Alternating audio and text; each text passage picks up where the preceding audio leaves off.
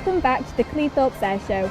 Coming up, the B17 Flying Fortress commemorates the Allied forces that fought during the Second World War. It's flying today. And I'll be meeting the daredevils of the sky. It's the Red Devils. Now, there are pilots and then there are elite fast jet pilots. Training takes place for the RAF and Royal Navy jet pilots of the future at RAF Linton-on-Ouse near York, and it's the base of the Tucano. We went to find out more about this very special aircraft.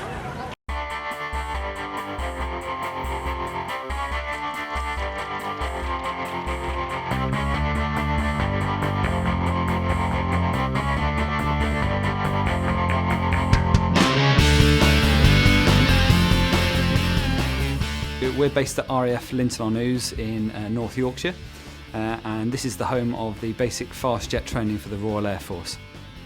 RAF Linton-on-Ouse, we have approximately 40 Tucanos, and at any one time there's approximately 15 being used each day for flying training.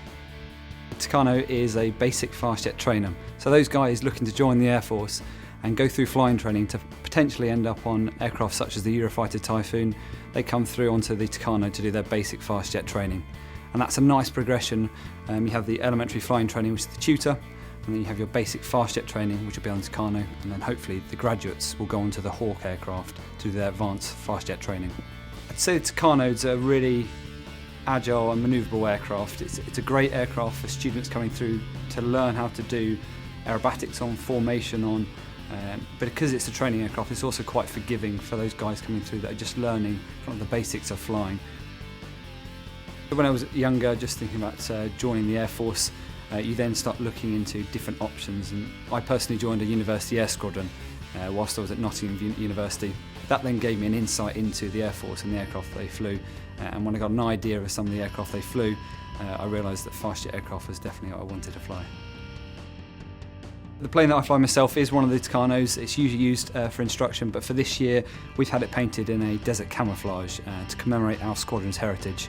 So this is the front cockpit of the Tucano, where the student pilots will sit with the instructor in the back. Some of the controls which I can point out, we've got the control column here, and that's then linked to the instructor's one in the back.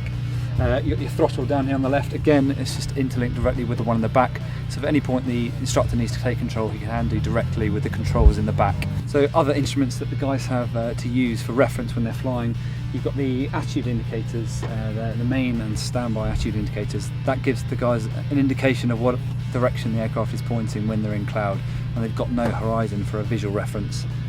Finally, you've got the combined speed indicator. That gives the guys either a Mach number or a indicated airspeed of knots to find out how fast the guys are flying. Got a tandem cockpit, so the student pilot will sit in the front with the instructor in the rear, and so they've got the same controls front and rear that are interlinked. So those guys, when they come in, their first 11 trips lead up to their solo, and which they'll then set off by themselves to go and do their first solo, and they'll be sitting in the front by themselves.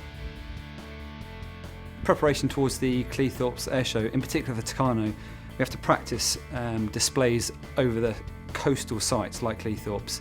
So we've done a lot of practice over water, over sandy, sort of featureless terrain to get a feel for doing the aerobatics over that kind of area. As you would imagine, when you're in an airliner, you're travelling around 500 miles an hour, but looking out the window doesn't seem so fast. When you're low down, it does feel quite fast, particularly the first pass, because that's towards 280 knots and at 100 feet.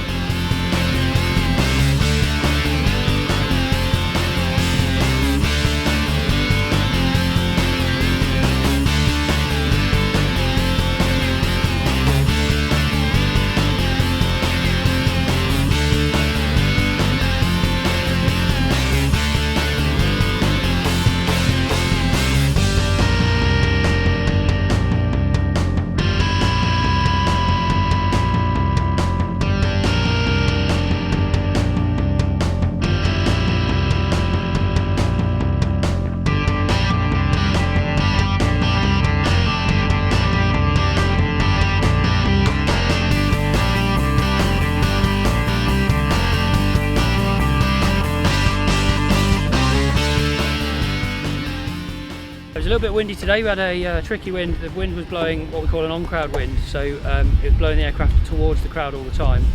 So the problem with that is that 5 years having to put extra what we call spacers in, putting extra aileron rolls in to make sure that we stay right in the middle for the crowd centre. It's amazing actually when you see a crowd of people, especially when you do some of the bigger shows, some of the shows like Cleethorpes or Bournemouth, where it's a seafront show, it's a free show, and there's a really big crowd. It's amazing to see all the people there waiting just to see air displays. We definitely can see you waving, especially when we come in for the first pass and the final pass down at 100 feet. Yeah, it's amazing when you see the crowd moving.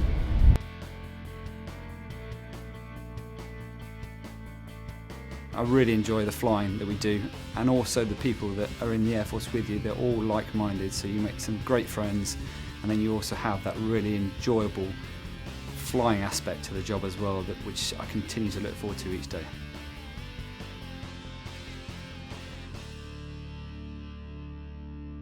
Here he comes in the 2013 RAF Tucano display aircraft.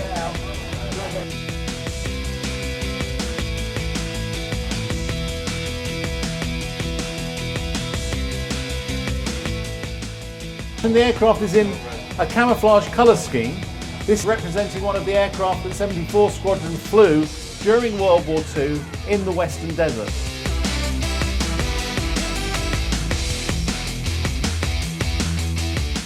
Students will do formation, night flying, a lot of aerobatics, formation aerobatics, and they will hone their skills on this aircraft in those 120 hours before then either going on to fly multi-engine aircraft, or they may go on to the fast jet squadrons flying the Hawk, Tornado and Typhoon.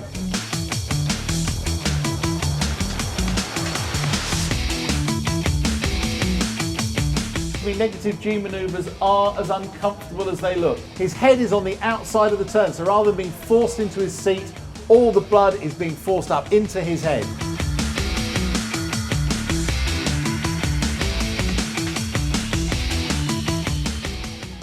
And wave to Flight Lieutenant Andrew Fifey Ray, this year's 2013 RAF Tucano display pilot.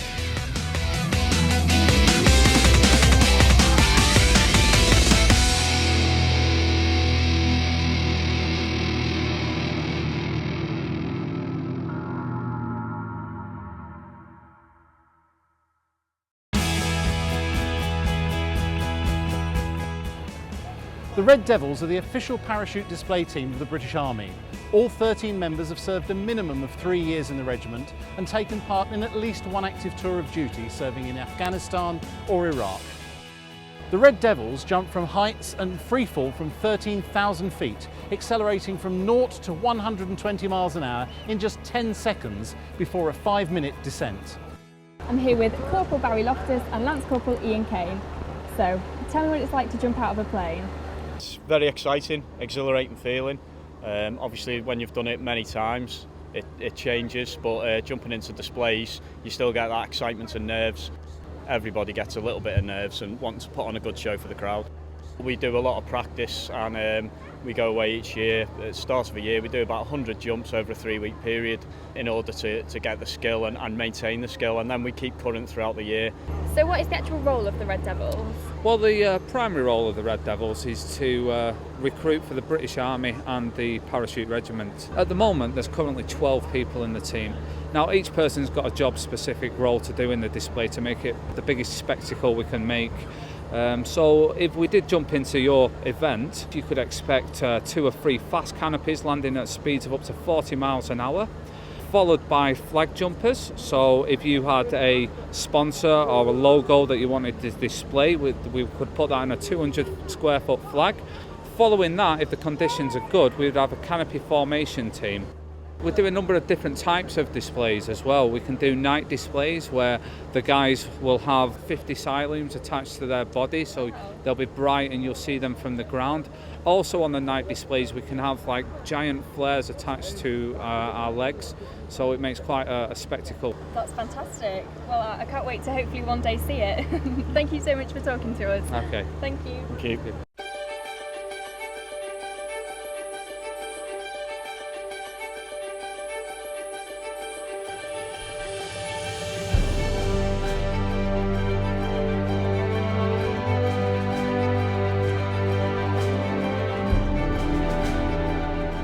B-17 was not originally designed as a strategic bomber, the role it was used for during World War II. It was originally designed as a coastal bomber to protect the American coasts from a naval attack coming from whatever direction. She continues to be flown as a memorial to the 79,000 US airmen that were lost in the skies of Europe between 1942 and 1945.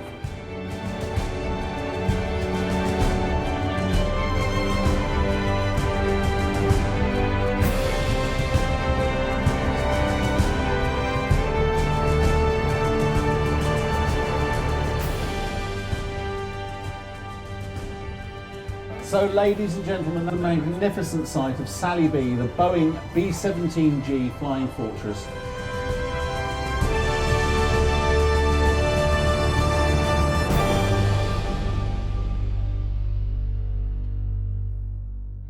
Coming up, there would be no airshow without the essential team of ground staff. We'll be finding out about the crews that are ready to react to any emergency. And it became an icon during the Falklands conflict when it flew the world's longest ever bombing mission. It's the Vulcan.